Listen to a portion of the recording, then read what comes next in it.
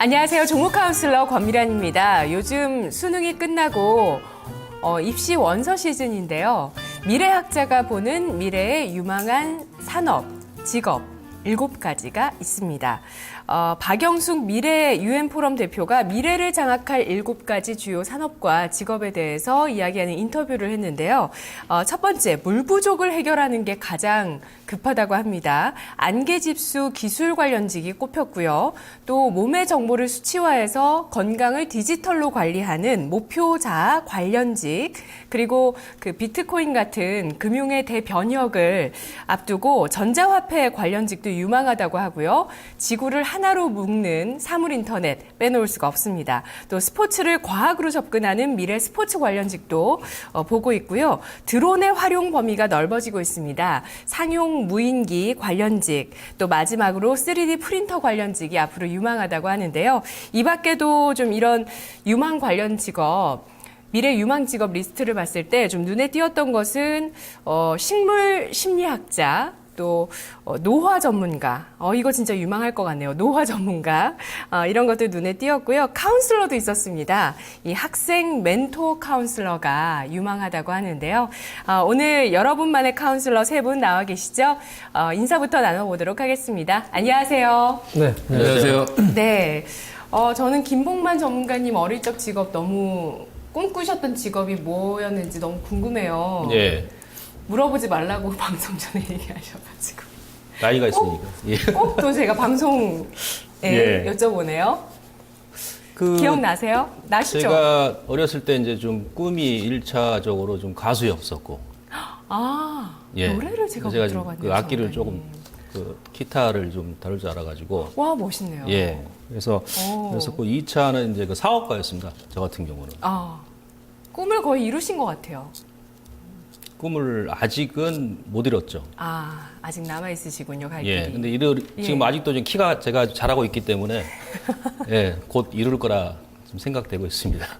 네, 부럽습니다, 여러모로. 저도 키가 좀 자랐으면 좋겠는데. 예. 그게 꿈인데. 네. 황민혁 전문가님. 네. 어릴 적 꿈 있으세요? 저는 좀 이제 허구적인 부분을 얘기하고 싶은데 어릴 적에 이제 저는 초능력이 있었으면 좋겠다는 생각을 많이 했었습니다.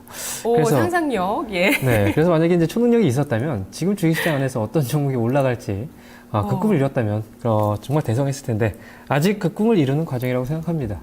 근데 그런 상상력이 있어야지 좀 주식 투자할 때도 유리하지 않아요?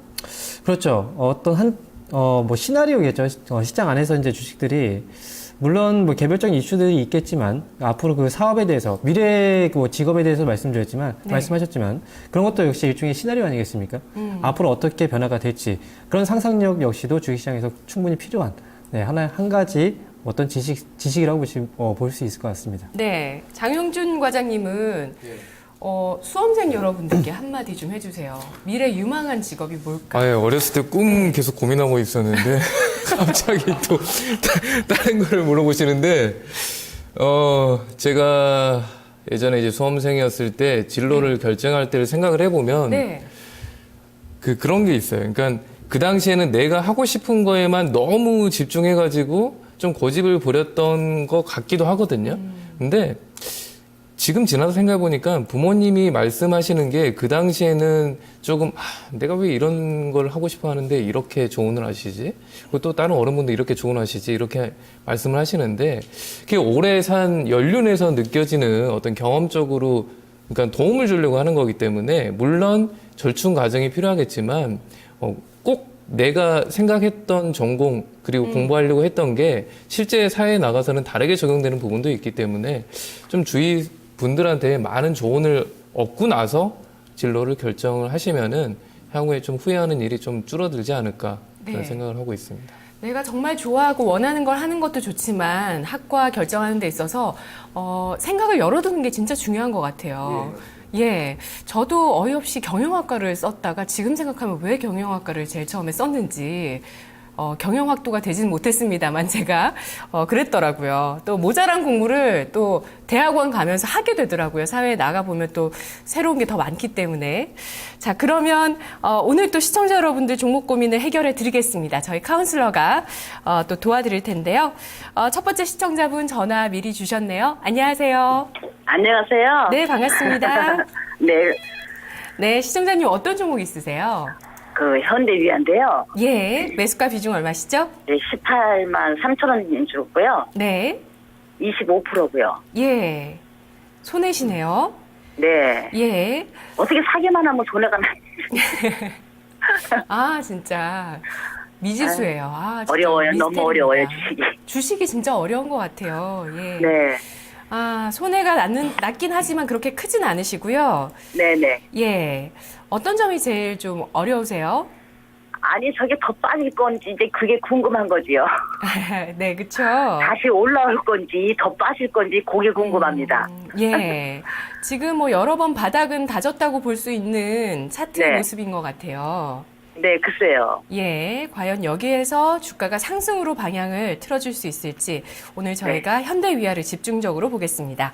자, 네, 먼저 감사합니다. 예, 이슈 분석부터 해보도록 할까요? 자, 그 전에 좀 종가부터 확인을 해볼게요. 오늘 현대위아 같은 경우는 2.5%가 하락한 17만 4천 원을 기록했습니다. 이슈 분석 장용준 과장님, 황민혁 전문가님이시죠? 먼저 한 줄평부터 해주시죠. 네, 이슈 분석에서 이제 한 줄평으로 말씀드린다면요.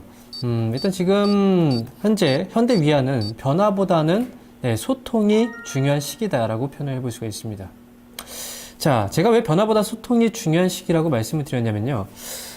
이번에 이제 현대위아 쪽에서요. 11월 28일이었죠. 현대제철과 현대위아 그리고 현대하이스코가 컨소시엄을 통해서 동부특수강에 대한 지분 100%를 인수했습니다. 현대위아의 지분율이 한 40% 정도가 되죠. 그래서 이제 동부특수강 자체가 이제 현대위아 쪽에 부품을 납품하는 공급 업체이기 때문에 이번에 이제 수직 계열화를 이루겠다라는 그런 이제 목적이 뒤에 이제 그 뒷배경이라고 볼 수가 있는데 중요한 건 말이죠. 시장에서는 지금 현대그룹에 대해서 자금이 유출되는 그런 걸 달갑게 받아들이지 않습니다. 왜냐면 최근에 현대차 쪽에서도 한정부지 인수 때문에 막대한 자금들이 들어갔죠. 그렇기 때문에 그런 이제 단기적인 재무 리스크 이런 관련해서 비용들이 발생되게 된다면 당연히 투자 심리 악화로 이어질 수밖에 없는 거고요. 더군다나 지금 엔화 가치 하락에 대한 부분들이 결국 이제 자동차 업체들 쪽에도 타격이 입을 수 있다. 뭐 이런 이제 내용들이 지금 시장이 밑바탕이 좀 깔린 그런 가운데서 또 추가적으로 자금의 또 유출이 발생된다는 것 자체가 지금으로서 이제 주가가 올라가지 못하는 가장 큰 중요한 뭐 이슈가 되지 않을까 이렇게 생각을 합니다. 그래서 지금 현대위아의 경우에는요. 단기적으로 봤을 때는 지금 이런 이제 리스크에 대한 재무적인 리스크가 상존되어 있는 상황입니다. 그렇기 때문에 지금 현대위아를 비중 한 25% 정도 집어넣으셨는데 지금 혹시 이제 시청자분께 이제 한번 물어보고 싶은 내용이 있습니다. 혹시 현대위아를 단기적인 관점에서 어떤 수익을 내기 위해서 들어가신 건지 아니면 좀 길게 끌고 가면서 안정적으로 한번 수익을 가져가 보자 이런 관점에서 들어가신 건지 어떤 관점으로 들어가셨나요? 그 상관없어요. 아, 투자 기간 같은 경우에는 상관이 없으십니까? 네네. 네. 오래 끌어도 괜찮고요. 네. 네. 네. 일단 18만 3천 원 정도 매수가 대비했을 때는 일단 지수는 빠졌어요. 그런데 뭐 최근에 주가가 좀 많이 떨어진 상황이고요. 실적에 대한 우려감들, 사실 자동차 업체나 부품 업체들 같은 경우, 예를 들어서 이제 현대차 같은 경우에도 국내 쪽에서 생산하는 제품보다는 해외 쪽에서 생산하는 제품들이 많습니다. 그래서 환율에 대한 그 영향 자체가 우리가 생각했던 그런 부분보다 좀 너무 과대하게 잡혀있는 우려감이 좀 크게 나타난 상황이고요. 그런 부분에서 봤을 때 제가 생각했을 때는 일단 단기적인 관점만 아니면 충분히 수익으로 빠져나올 수 있는 기업이다라고 생각을 하고 그래서 지금은 단기 관점보다는 중장기적인 관점에서 좀 기다리신다면 충분히 매수가 위에서 수익을 가져갈 수 있다 이렇게 말씀을 드릴 수 있습니다. 중장기적인 관점에서 본다면 어떤 이제 모멘텀이 있냐면요. 일단 내년 상반기에는 현대차 쪽에서 신차 모멘텀은 없습니다. 일단 지금 이제 내년 같은 경우에는 이제 전기차 쪽에서 한번 큰 이슈가 발생될 가능성이 높고 그다음에 현대차 쪽에서 기본 이제 자동차 쪽의 신차 효과로 본다면 내년 하반기죠. 아반떼하고 투싼 이 차에 대한 신차 출시 모멘텀이 또 나타나기 때문에 이런 부분들로 봤을 때 지금 6개월 이상 정도는 한번 끌고 가신다면 뭐 지금 18만 3천 원 같은 경우에 그 안에도 충분히 올라올 수 있겠죠. 하지만 더 많은 결과물을 가져가기 위해서는 지금으로 봤을 때는 한 6개월 이상은 좀 끌고 가시는 전략이 맞을 것 같고요. 비중 20%에서는 주가가 빠진다고 해서 더 늘리지는 말라고 말씀드리고 싶어요. 그래서 목표가의 경우 단기 목표가 1차적으로는 19만 5천 원 정도, 그리고 19만 5천 원을 넘어서게 되면 그냥 끌고 가시는 전략이 맞을 것 같고요. 손절가의 경우에는 현재 시점에서 본다면 16만 5천 원 정도 자리가 지금 중요한 자리이기 때문에 손절가는 16만 5천 원으로 말씀드리겠습니다. 네, 손절하실 가능성보다는 목표 주가 도달 가능성이 더 높겠다고 보시나요? 네, 더 높다고 보고 있습니다. 예, 목표 주가는 19만 원 선 돌파가 확실하게 나오면 더 갈 수도 있겠다는 네. 관점으로 전략을 세워주셨네요. 네, 시청자님 기본적 분석 가볼게요. 네. 예, 장용준 과장님 한 줄 평해 주시죠. 예, 일단 뭐 이 회사가 현대차그룹 연비 개선의 핵심이라고 했는데 이 회사가 처음에 그 만들어지고 담당했던 거는 기아차의 자동차 셰시 부분을 담당을 했었기 때문에 현대차 그룹의 전체적으로 봤을 때는 큰 어떻게 보면 핵심 계열사는 아니었거든요. 근데 최근에 얘가 담당하는 그 어떤 M&A나 그리고 담당하는 쪽을 보면은 좀 핵심이 됐어요. 핵심이 됐는데 그 핵심이 연비 개선과 관련이 있습니다. 그러니까 이 회사가 부품도 만들고 자동화 공정도 이제 하긴 하는데 메인이 이제 연비 개선의 핵심이라고 생각을 할 수 있는 파워트레인하고 터보차저인데 이제 그 아마 주가는 터보차저에 대한 이슈 때문에 올라갈 거예요. 터보차저 하면은 사실 거의 대부분 시청자분들이 이게 뭐지 이렇게 생각하실 수 있는데 자동차에 관심이 있으신 분들은 좀 아실 건데 이 터보차저라는 게 일반 자동차에는 현재 많이 장착이 되어 있지 않습니다. 지금 뭐 스포츠카라든지 좀 고가의 자동차들 위주로 되어 있는데 이게 어떤 거냐면 이 배기가스가 나올 때 그 나오는 그 배기가스의 어떤 압축된 힘으로 그 엔진을 다시 한번 돌려가지고 연비를 개선하는 그런 효과거든요. 그러니까 사실 연비 개선도 있지만은 어떤 효율성 측면에서 그러니까 좀 더 그 뭐 속도를 빨리 낸다든지 뭐 여러 부분에서 이제 좋은 점이 있는데 이제 그 비용 때문에 기존 자동차들에 많이 장착이 안 됐었는데요. 아마 내년부터 거의 대부분의 현대기아차의 그 중고가 이상의 차량에는 아마 터보차저가 장착이 되리라고 예상을 하고 있고 그쪽을 담당을 하고 있습니다. 모멘텀이 크겠는데요? 예, 근데 모멘텀은 네. 큰데 그것 때문에 주가가 갈 수 있는데 방금 황민혁 전문가님 말씀하셨듯이 이제 호재만 있는 거는 아니고 최근에 밀렸던 거는 실적이나 향후에 대한 뭐 실망감 이런 게 아니고 아니 왜 그 갑자기 생각지도 않던 동부특수강을 그리고 예상했던 가격보다 비싸게 인수를 했느냐 뭐 이런 거거든요.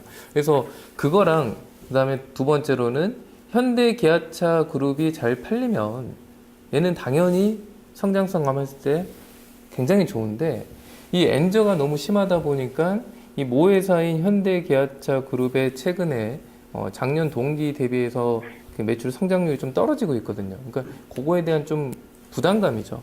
그래서 저는 밸류는 상당히 좋다고 봐요. 그래서 제가 보는 관점에서 성장성을 보면은 내년 예상 이익으로 한 퍼 11배 정도를 부여하는 게 맞다고 생각했는데 동부특수강 이슈 때문에 조금 낮춰가지고 퍼 10으로 했어요. 그래서 목표가가 한 19만 원. 그러니까 해당하는 시총이 5조가 넘어가는 선이 될 것 같은데 근데 다만 손절가는 제시해 드리지 않을게요. 왜냐하면 이 회사는 성장성이나 그다음에 중국 자회사의 사업 확장 이런 걸로 봤을 때는 내년 내후년 계속 좋아질 가능성이 있습니다. 다만 현대 기아차 그룹이 특별하게 나빠지지만 않는다면 그렇기 때문에 동부특수강을 비싸게 인수했다 하더라도 그 시너지 효과는 조금 나타날 수 있기 때문에 19만 원에서 사실 한 번은 매도가 필요한다고 보고 그 다음 부분은 사실 현대 기아차 그룹이 글로벌 자동차 시장에서 얼만큼 더 나아가는지를 살펴봐야 되기 때문에 현재 밸류에서는 목표가를 19만 원으로 드리겠습니다. 네, 시청자님. 보유보다는 일단 19만 원 선의 트레이딩을 권해주셨거든요. 네. 네, 마지막으로 차트 보겠습니다. 네. 네, 김봉만 전문가님. 예. 자, 먼저 제가 이제 한마디를 먼저 말씀드리면은 단기 및 중장기 매매 전략을 병행하는 것이 좋다. 이렇게 보시면 될 것 같고요. 뭐 단기적으로 매매를 못 하실 것 같으면은 일단 뭐 중장기적인 전략에서 접근하셔도 크게 뭐 무리가 없습니다. 앞서에서도 뭐 기본적 분석에서 얘기했습니다만 현재 주가는 상당히 저평가다. 내년 보고 지금은 투자하는 시기죠. 12월 달이기 때문에 그렇게 보시면 될 것 같고요. 일단 뭐 기술적으로 그 말씀드리면은 지난번에 23만 4천 원 9월달 고점 찍고 나서 16만 원 초반까지 급락이 나왔었는데요. 1차적으로 가격 조정을 일단 마무리됐습니다. 주식이란 것은 통상적으로 가격 조정 이후에는 이제 기간 조정이 필요하죠. 뭐 개별 뭐 소형 잡주가 아니기 때문에 뭐 V자 반등은 힘들 거라 보여지고 있고, 아울러서 현재 시장 상황 자체가 지금 거래 종목군들이 상당히 좀 시장의 그 급등락에 따라서 좀 찌글찌글 움직입니다. 시가총액 큰 종목군들은. 그래서 뭐 시장 영향도 다분히 현재 주가에 지금 반영이 되고 있다. 이렇게 보시면 될 것 같고요. 전체적으로 말씀드린 대로 이제 박스권인데 이번 달 말까지는 주가의 큰 폭의 상승은 제가 뭐 이런 말씀 드리면은 좀 뭐 하겠습니다만 기대를 하지 마십시오. 그냥 단기 박스권, 소위 얘기하면 지금 17만 원 초반에서 뭐 19만 원 그 초반 정도 이렇게 반등 나올 때 단기 박스권 이렇게 매매를 하면서 접근하셔도 되고요. 그렇지 않고 뭐 이후에 17만 원만 크게 안 깨면 통상적으로 다음 달에 기대를 해야 되는데 뭐 다음 달까지 그대로 이제 보유를 하셔도 크게 무리가 없겠다. 이렇게 말씀을 드릴 수 있겠습니다. 자, 잠깐 차트 보시면요. 지금 월봉 보시면은 현대기아 같은 경우는 보통 이제 우량주 같은 경우는 이런 개념이죠. 2011년도 저점과 그다음에 2013년도 저점, 그다음에 현재 저점, 그러니까 지난달에 저점 자리가 이 트렌드 하단의 지지선입니다. 지난달에 저점은 찍었습니다. 근데 지금 거래 보시면 이번 달에 거래가 안 나오죠. 아울러서 지난달에 아래 꼬리가 길기 때문에 여기 기법 들어가는 거죠. 아래 꼬리도 갭입니다. 이 갭을 또 12월 달에 일시적으로 메꿔줘야 돼요. 한번 밀었다가 다시 이렇게 올리는 게 낫죠. 예, 그래서 이제 거래가 이번 달에 크게 안 나올 것으로 보여지고 있고, 1월 달에 이제 양봉으로 좀 반전이 나오지 않겠나. 그렇게 지금 판단이 되고요. 자, 일봉 보시면 잘 보세요. 제가 이제 지금 또 기법을 잠깐 말씀드릴게요. 이 기업의 특징은 보통 이제 거래소 이제 우량주 같은 경우는 그림 잘 보이시죠? 네네. 이 분홍색 선이 61선이고 아래 이 녹색이 121선이 경기선이죠. 수급선이 지금 경기선을 대드시켰지 않습니까? 그죠? 자, 올 2월 달 어때요? 이때 수급선 61선이 121선 대드시키니까 주가가 2달 동안 여기서 박스권 행보를 보여주죠. 그래서 언제 매수를 하는 거죠? 다시 한번 61선이 여기서 121선 골든 크로스 시켰을 때, 예, 그때 매수해도 조금 더 주고 매수해도 늦지가 않다는 얘기죠. 그러면 지금 대드를 시켰기 때문에 이때처럼 통상적으로 기본 한 달 이상의 기간 조정은 필요하다는 얘기죠. 그래서 제가 앞서 말씀드린 대로 현재 구간에서는 일부 자금은 17만 원 초반 정도 오게 되면 지지 여부 보고 매수, 그다음에 19만 원 초반 정도 반등 나오면 매도. 이번 달은 이런 식으로 단기적으로 접근하시면서 만약에 지금 뭐 자금 대비 한 10 내지 15% 정도는 중장기적으로 가격 조정 거의 이제 마무리됐으니까 뭐 1월 달 이후까지 기대를 하고 나서 그대로 끌고 가도 크게 뭐 무리가 없다는 얘기예요. 그러고 나서 나중에 이때처럼 61선이 121선을 골든 크로스 시킬 때 그때 좀 따라 들어가셔도 된다는 얘기죠. 아시겠습니까? 네네. 예, 그래서 손절가는 사실은 16만 원 직전 저점 라인까지 봐야 되는데 그 라인까지 또 밀리면은 또 주가 좀 고생이 심하게 했죠. 그래서 16만 5천 원 정도 저희가 단기 물량만 제시를 해드리고요. 목표가는 단기적으로는 19만 원, 내년 1월 달, 2월 달 이후까지 본다라면은 뭐 21만 원 이상까지 가능하다. 이렇게 제가 전체적인 전략을 말씀드리도록 하겠습니다. 네. 전문가님, 그러면 장기적으로 가져가는 그 비중은 매수가 18만 3천 원대 비중으로 예. 가져가도 괜찮다는 말씀이세요? 지금 전체적으로 비중이 이제 25%인데 네. 거기서 이제 시청자님께서 조절하시는 거예요. 저 같은 경우는 예를 들어서 25%니까 그 중에서 한 15% 정도는 단기적으로 물량을 늘렸다 줄였다 하면서 뭐 이번 달 말까지는 좀 대응하는 것이 지루하지도 않고 좀 좋지 않겠나 이렇게 보고 있습니다. 네, 시청자님. 네네. 네, 전략 잘 수용하셨나요? 네. 네. 감사합니다. 트레이딩 계속 해도 괜찮은 종목이라고는 보고 있습니다, 또. 네. 꼭 지켜야 되는 손절가 강조해 주신 분도 계셨고요. 네네. 네, 알겠습니다. 고맙습니다. 네, 감사합니다. 수고하셨습니다. 네, 현대위아 전략을 다시 한번 정리하겠습니다.